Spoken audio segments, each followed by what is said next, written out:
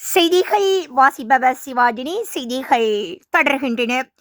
ஆசிரியர் அதிபர் போராட்டம் காரணமாக லோடஸ் வீதி தற்காலிகமாக மூடப்பட்டுள்ளது. மேலும் போராட்டம் காரணமாக கோட்டை புகையிரத நிலையத்துக்கு முன்பாக உள்ள வீதியும் தடைப்பட்டுள்ளது. இதனால் அப்பகுதியில் போக்குவரத்து நெரிசல் ஏற்பட்டுள்ளது. இதேவேளை இன்று புதன்கிழமை நடைபெறுகின்ற போராட்டத்தில் ஈடுபட்ட பலருக்கு எதிராக கோட்டை நீதிவான் நீதிமன்றம் உத்தரவு பிறப்பித்துள்ளது.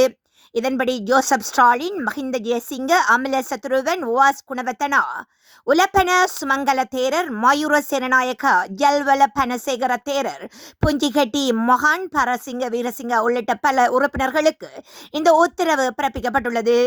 இதன்படி இன்று காலை 10 மணி முதல் மாலை 6 மணி வரை கோட்டை போலீஸ் பிரிவுக்கு உட்பட்ட சரமிக் சந்தியிலிருந்து NSA சுற்றுவட்டம் வரையிலான வீதியையும், NSA சுற்றுவட்டத்திலிருந்து சாரணர் மாவத்தை வரையிலான கல்லுப்பாறை வரையிலான வீதியை நிதி அமைச்சர் ஜனாதிபதி செயலகம், மத்திய வங்கி, ஜனாதிபதி மாளிகை வீதிகளை தடை செய்ய வேண்டாம் என அறிவுறுத்தப்பட்டுள்ளது.